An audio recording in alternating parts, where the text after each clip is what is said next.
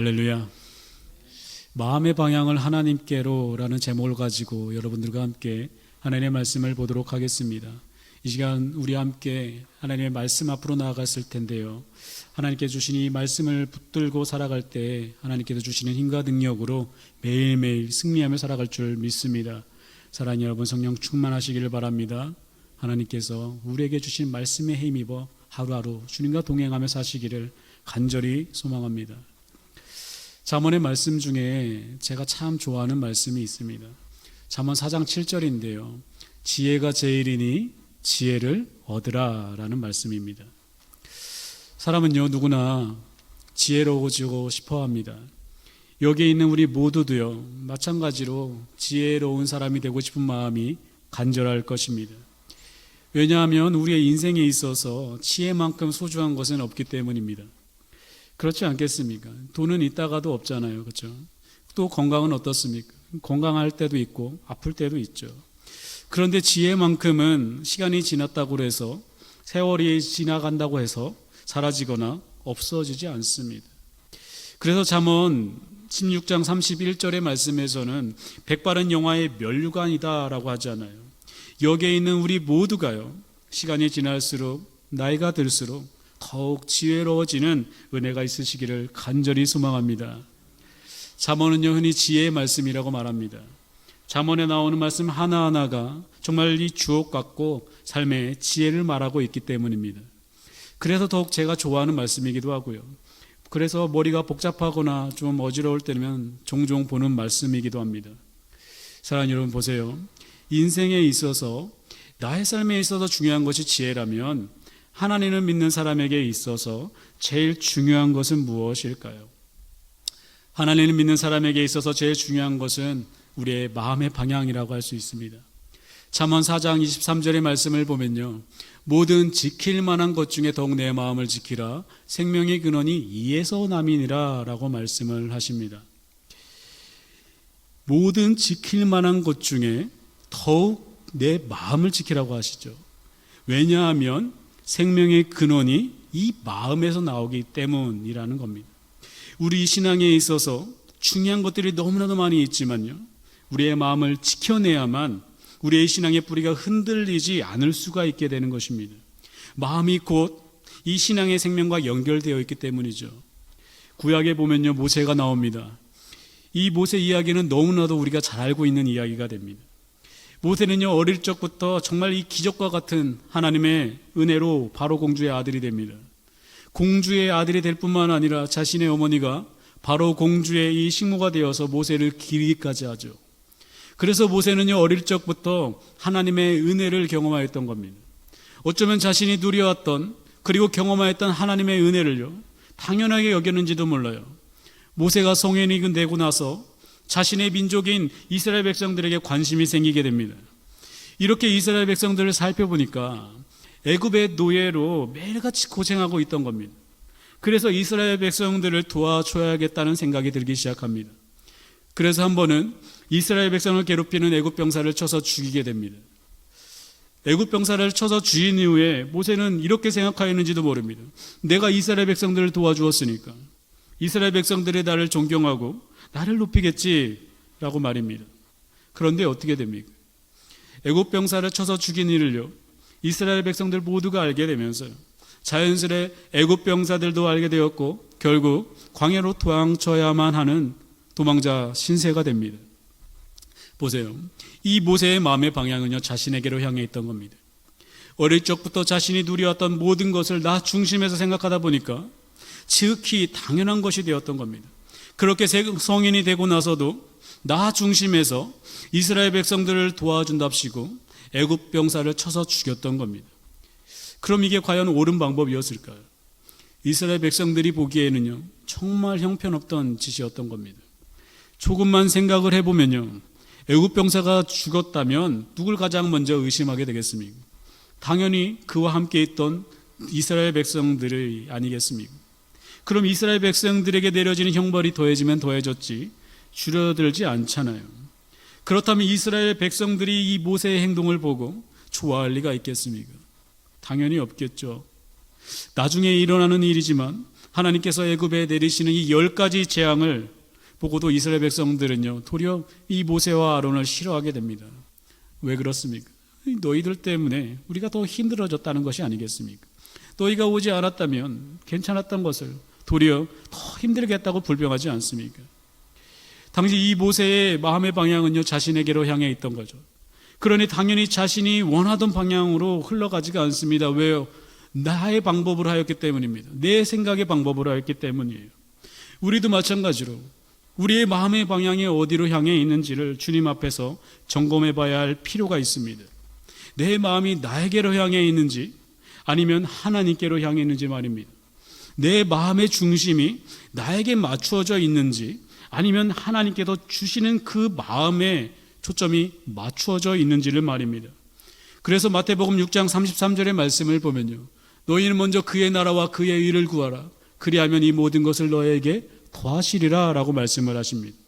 하나님의 나라와 하나님의 의를 먼저 구하라고 말씀하십니다. 그럴 때 이 모든 것을 너희에게 더해 주시겠다고 약속하시는 겁니다. 그러니까 우리의 마음의 방향을 나에게로 향해 있는 것이 아니라 하나님께로 향해 있을 때 모든 것이 주어지는 은혜가 있다는 사실을 믿으시기를 바랍니다. 송명희 시인은요, 이 나라는 찬양에서 하나님을 찬양하면서 하나님은 공평하시다고 말해요. 현재 자신의 상황을 볼 때 절대 그렇지 않거든요. 불평하면서 절대로 하나님은 공평하실 수 없다라고 이야기를 해야 하는데요, 도리어 하나님은 공평하시다고 말합니다. 송명희 시인의 이 마음은 자신에게 있지 않고 하나님께 있었기에 가능한 일이었습니다. 마음의 방향을 하나님께로 돌려다 보니까, 마음의 방향을 하나님께로 향하다 보니까 부족함이 내 눈에 보이기 시작한 것이 아니라 풍족함이 내 눈에 보이기 시작하였던 겁니다. 아픈 상처만 내 눈에 보이는 것이 아니라 회복시키시는 하나님의 은혜가 내 눈에 보이기 시작하였던 겁니다. 예수님께서는요, 우리에게 받는 자가 복되다라고 하지 않으시고요, 주는 자가 복되다라고 하십니다. 사도행전 20장 35절의 말씀을 보면요, 또 주 예수께서 친히 말씀하신 바 주는 것이 받는 것보다 복이 있다 하심을 기억하여야 할지니라. 아멘. 무엇을 기억하라고 하십니까? 받는 것보다 주는 것이 더 복되다라는 말씀을 어떻게 해요? 기억하라고 예수님께서 말씀해 주시는 겁니다. 그럼 받는 것은 무엇이고 주는 것은 무엇입니까? 받는 것은요, 내가 받는 거잖아요. 마음의 방향이 나에게로 향해 있는 겁니다. 그럼 다른 이들보다 내가 먼저가 되겠죠. 그런데 주는 것은요, 내가 아닌 다른 이가 먼저가 되는 것입니다. 마음의 방향이 나에게로 향해 있지 않고 다른 이들에게, 우리 주님께로, 우리 하나님께로 향해 있는 겁니다. 그럴 때 어떻게 해요? 더 복이 있다라고 하시는 겁니다. 예수님은요, 내가 먼저 되지 말고 다른 이들이, 하나님이 먼저가 되어야 한다고 우리에게 말씀해 주셨던 겁니다. 우리의 마음의 방향도요, 나에게 초점을 맞출 것이 아니라 하나님께, 그리고 예수님께 초점을 맞추며 살아야 할 줄 믿습니다. 이럴 때 우리의 신앙의 뿌리가 흔들리지 않을 수가 있는 겁니다. 오늘 말씀을 보세요. 한 맹인이 나옵니다. 본문 35절의 말씀을 보니까요, 여리고에 가까이 가셨을 때에 한 맹인이 길가에 앉아 구걸하다가 라고 시작합니다. 예수님께서 여리고에 가까이 가셨을 때에 한 맹인이 길가에 앉아서 구걸하고 있었다고 말합니다. 당시에는요, 이 몸이 건강한 사람도 마땅한 일자리가 없어서요, 일을 하지 못하고 있던 때였습니다. 이런 상황에서 맹인이라고 해서 마땅히 해야 할 일이 있었을까요? 아니요, 없었을 겁니다. 그래서 맹인은요, 구걸하며 자신의 생활을 연명할 수밖에 없었던 겁니다. 당시 유대 당국은요, 이런 맹인 같은 사람들에게 성전 문이나 이 성문 근처에서 구걸하며 자신의 생활을 연명하도록 허락하였습니다. 일종의 이 사회복지 제도였던 거죠. 그런데 우리는요, 이 말씀 속에서 주목해 봐야 할 사실은 이 맹인이 주님께서 여리고에 오실 때에도 구걸하는 일을 어떻게 해요? 멈추지 않고 계속하고 있었다는 사실입니다. 예수님의 마지막 행보가 여리고로 지나가시는 것이었습니다. 이제 예수님은요, 여리고 성을 이렇게 지나면서 예루살렘으로 입성하시게 됩니다. 그리고 예루살렘에서 우리를 위해 십자가를 지시게 됩니다. 이러한 사실을 볼 때 예수님께서 이 여리고 성을 지나가시는 일은요, 두 번 다시 오지 않을 기회였던 겁니다. 여러분 보세요. 만약 이 맹인이 게으른 자이거나 허무주의에 빠져서 허무주의에 빠져 있던 자였다면 어떻게 되었을까요? 구걸하는 둥 마는 둥 하면서 오늘 아니면 내일 하면 되지 라는 생각으로 게으르게 생활하였다면 과연 여리고를 지나가시는 예수님을 만날 수 있었을까요? 저는요, 없었다고 생각합니다. 애초에 이 맹인이 그랬다면 이 맹인은요, 예수님을 만나는 기회조차 없었을 거예요. 한 번은요, 한 청년하고 이렇게 대화를 하는데요, 아르바이트를 해서 주일에 교회를 못 나오겠다고 하는 것이었습니다. 저는 그 청년에게 아르바이트를 시작할 때 일요일은 교회에 와서 예배를 드려야 하기 때문에 시간을 조정하거나 그날은 아르바이트를 하지 못한다고 미리 말을 해야 한다고 가르쳐 주었습니다. 그런데 그게 참 그래요. 뜻대로 되지 않습니다. 아마도 말을 꺼내기조차 어려웠을 수도 있어요. 그토록 내가 하고 싶었던 알바였는데 내가 말을 잘 못해서 알바를 잘리기라도 하면 어쩌나라는 불안한 마음도 있을 수가 있어요. 저는 그동안요, 여러 청년들을 만나오면서 알바 때문에 예배 드리러 오기가 힘들다는 소리를 엄청 많이 들었습니다. 그에 반면에 일요일은 교회 가는 날이라고 하면서 알바를 구할 때도 일요일은 절대로 알바를 하지 않는 청년들도 많이 봐왔습니다. 이 둘의 차이가 무엇일까요? 마음입니다. 이 마음의 방향이에요. 주일은 하나님을 예배하는 날이라고 여기는 마음이요. 그리고 예배하는 자리를 하나님께서 나를 불러주셨다는 마음이요.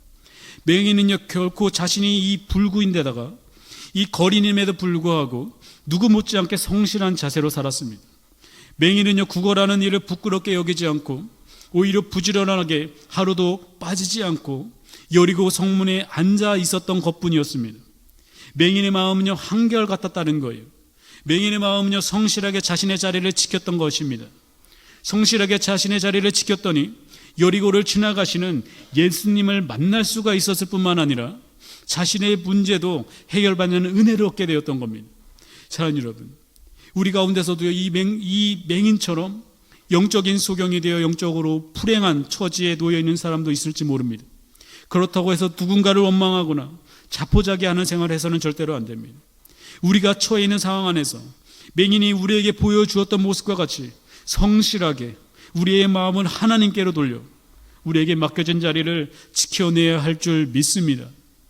영국의 총리로 지내었던 이 벤저민 디즈레일리가 이런 말을 했습니다. 지혜를 짜내려고 애쓰기보다는 먼저 성실하라. 사람이 지혜가 부족해서 일에 실패하는 일은 적다. 사람에게 늘 부족한 것은 성실이다. 성실하면 지혜도 얻지만 성실치 못하면 있는 지혜도 흐려진다라고 이야기했습니다. 맞습니다. 믿음도요, 성실입니다. 신앙도요, 성실입니다.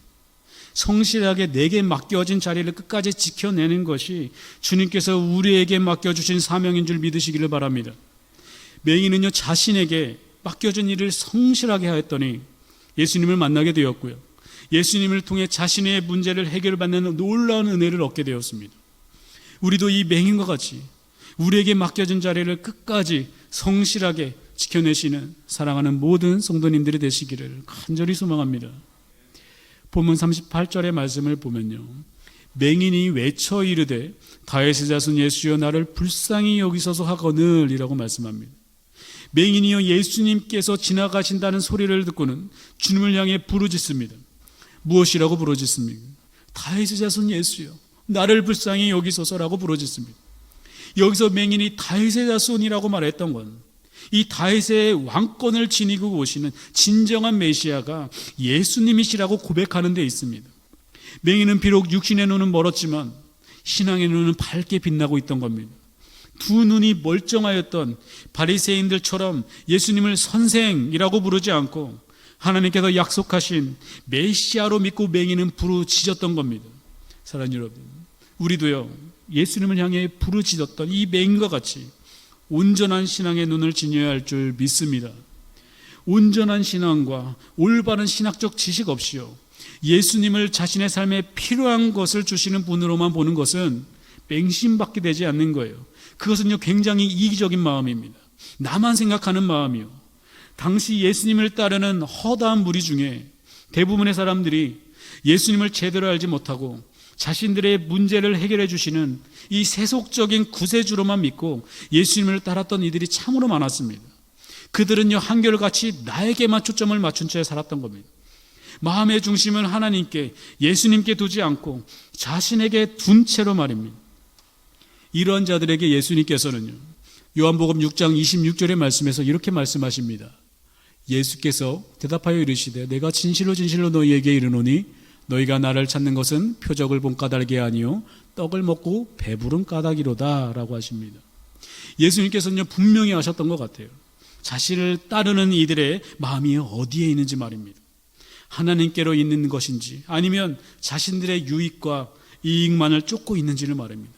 그리고는 계속해서 예수님께서 27절의 말씀에서 이렇게 말씀하십니다. 썩을 양식을 위하여 일하지 말고 영생하도록 있는 양식을 위하여 하라라고 하십니다. 썩을 양식은 무엇이고 영생하도록 있는 양식은 무엇입니까? 이 썩을 양식을 위하여 일하는 사람은 마음의 방향이 나에게로 향해 있는 사람입니다. 나 중심에서 모든 것을 선택하고 행동합니다. 어떤 일이든지 내가 불편하면 하지 않고 내가 괜찮으면 합니다. 그럼 영생하도록 있는 양식을 위하여 일하는 사람은 누굽니까? 영생하도록 있는 이 양식을 위하여 일하는 사람은 나 중심에서 모든 것을 선택하고 행동하는 사람이 아닙니다. 하나님께서 기뻐하시는 일을 하는 사람입니다. 하나님 중심으로, 예수님 중심으로 사는 사람이 영생하도록 있는 양식을 위하여 일하는 사람이 되는 겁니다. 이들의 마음은요 나에게 집중되지 않습니다. 하나님께로 향해 있는 겁니다. 그러니 하나님께서 기뻐하시는 일을 찾아서 한다는 것은 어쩌면 당연한 일일 겁니다. 사랑하는 여러분, 주님께서 우리에게 말씀해 주신 것 같이 썩을 양식을 위하여 일하지 말고 영생하도록 있는 양식을 위하여 일하시는 모든 성도님들이 되시기를 간절히 소망합니다. 그러한 자가 마음의 중심을 하나님께로 향해 있는 사람이라고 할 수 있습니다. 맹인은 예수님을 향해 부르짖습니다. 다윗의 자손 예수여 나를 불쌍히 여기소서라고 말합니다. 맹인은 자신에 집중하지 않고 자신이 처해 있는 형편과 모습에 집중하지 않았습니다. 오직 예수님만을 바라보며 주님께 부르짖었던 겁니다. 오직 하나님께로만 그 마음의 중심을 돌려 큰 소리로 부르짖었던 겁니다. 그럴 때 어떤 일이 일어났습니까? 본문 39절과 40절의 말씀을 보니까요, 앞서가는 자들이 그를 꾸짖어 잠잠하라 하되 그가 더욱 크게 소리질러 다윗의 자손이여 나를 불쌍히 여기소서 하는지라. 예수께서 머물러 서서 명하여 데려오라 하셨더니 그가 가까이 오매 물어 이르시되 라고 하십니다. 주님께서 많은 사람들의 만류에도 아랑곳하지 않고 더욱 소리 높여 부르짖는 이 맹인의 외침을 들으시고는 데리고 오라고 말씀하십니다. 여러분 보세요. 그런데요, 앞서가는 자들이라는 말씀을 우리가 집중해 봐야 할 필요가 있습니다. 이 앞서가는 자들이요 어떻게 했다고 말합니까? 꾸짖었다라고 합니다. 잠잠하라고 맹인에게 말하 했던 거예요. 앞서가는 자들이라고 한다면 나보다 먼저 예수님을, 하나님을 믿었던 이들일 수 있습니다. 이들이 어떻게 했다고 해요? 꾸짖었다라고 합니다. 이 꾸짖었다라는 것은 예수님을 향해 가는 마음을 꺾어버렸다는 말이 돼요. 예수님 중심으로 살려가는 이들의 이 마음을 낙심하게 해서 예수님께 마음의 중심을 돌지 못하도록 막아섰다는 겁니다. 성경에 보면요, 선줄로 생각하거든 넘어질까 조심하라라고 말씀합니다. 이 말씀이 고린도전서 10장 12절에 기록되어 있어요.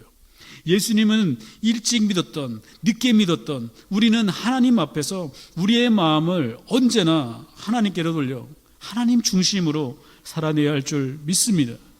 나는 하나님을 잘 믿고 있는 줄 알았는데, 나는 하나님을 잘 섬기고 있는 줄 알았는데, 지나고 나니까 누군가의 신앙을 가로막고 있지는 않았는지를 주위를 돌아보면서 조심해야 하는 겁니다. 바로 그 말씀이요, 선줄로 생각하거든 넘어질까 조심하라는 말씀이에요. 믿음이 높고 낮으면요 신앙의 연수와는 아무런 상관없습니다. 벼는요 익을수록 고개를 숙인다고 말을 합니다. 마찬가지죠. 우리의 신앙의 연수가 더해질수록 하나님 앞에서 겸손한 모습으로 우리의 마음을 한결같이 하나님께로 향해 있어야 할 줄 믿습니다. 우리의 이러한 모습을 보고 우리의 다음 세대 아이들이 우리의 신앙의 이 발자취를 보고 따라오게 되는 겁니다. 예수님께서 이 맹인의 부르짖는 모습을 보시고 이리로 데리고 오라고 말씀하십니다. 그리고 나서 맹인에게 이렇게 물으세요. 보면 41절입니다. 내게 무엇을 하여 주기를 원하느냐라고 말입니다. 이 저녁에 우리도 이 맹인과 같은 모습으로 우리의 마음을 하나님께로 돌려 하나님께로 향해 있을 때 우리 주님께서 우리에게도 동일하게 이렇게 물으실 줄 믿습니다. 내게 무엇을 하여 주기를 원하느냐라고 말입니다. 그럴 때 무엇을 대답하시겠습니까? 아마도 여러 가지 소원이 있을 거예요. 경제적으로 넉넉하게 되는 것을 바라는 소원이 있을 수도 있고요. 병에서 깨끗함을 받는 소원도 있을 수 있습니다. 그리고 자녀들을 위한 소원 등 많은 것들이 있을 겁니다. 그러나 하나님을 믿는 이 믿음의 성도로서 가장 먼저 구해야 할 것은 주님과 함께하는 것, 주님의 얼굴과 내 얼굴을 서로 맞대며 평생도록 함께 사는 것이 되어야 할 줄 믿습니다. 이 세상에서 아무리 좋은 낙을 누리며 산다고 해도 천국에서 주님의 얼굴을 뵙지 못한다면 그것만큼 불행한 일은 없을 겁니다.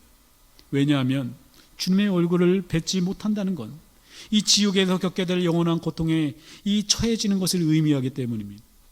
그러므로 사랑하는 여러분, 이 땅에서 주님께 우리의 마음의 중심을 돌려서 주님께 충성하고 주님의 말씀을 지키며 주님의 얼굴을 구하며 사시는 사랑하는 모든 성도님들이 되시기를 간절히 소망합니다.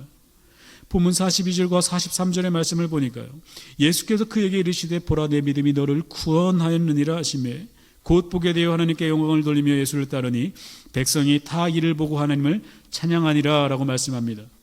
맹인이 눈을 뜨자마자 한 행동이 무엇입니까? 맹인은요, 눈이 보이자마자 바로 하나님께 영광을 돌리며 예수님을 따랐습니다. 예수님을 따랐다는 말은요, 단순히 예수님을 따라 예루살렘으로 함께 갔다는 말이 아닙니다. 예수님의 제자로 헌신하며 평생을 살았다는 의미입니다. 누가복음에는요, 맹인이라고 하지만 이 마가복음에는요, 이 맹인의 이름을 거론하면서 디메오의 아들 소경 바디메오라고 말합니다. 성경에서요, 어떠한 사람의 이름을 밝힌다는 것은요, 그 사람이 성경에서 중요한 인물이라는 겁니다. 소경 바디메오는요, 이 소경에서 해방된 몸으로 주님의 나라의 도구로 헌신하며 평생을 살았습니다. 그가 그럴 수 있었던 것은요, 한결같았기 때문이에요. 무엇이 한결같았다는 겁니까? 그의 마음이 한결같이 하나님께로, 예수님께로 향해 있었기에 가능한 일이었습니다. 맹인이었던 때에도, 맹인에서 다시 앞을 환하게 볼 수 있었던 때에도 소경 바디메오는 한결같이 그 마음의 중심이 하나님께로 향해 있었던 겁니다. 이렇듯 이 마음의 중심이 하나님께로 향해 있는 사람은 한결같이 주님을 따라 신앙과 믿음을 지켜낼 수 있는 줄 믿습니다. 사랑하는 여러분, 오늘 우리는 이 마음의 중심을 하나님께로라는 말씀의 제목을 가지고 하나님의 말씀을 들었습니다. 우리의 마음의 중심을 하나님께로 고정시켜 하나님의 말씀에 따라 순종하며 사시는 모든 성도님들이 되시기를 간절히 소망합니다. 그럴 때 우리의 인생에서 하나님의 보호하심과 인도하심이 끊이지 않게 될 줄 믿습니다. 늘 주님 안에서 승리하며 사시는 사랑하는 모든 성도님들이 되시기를 간절히 소망합니다. 아멘, 아멘.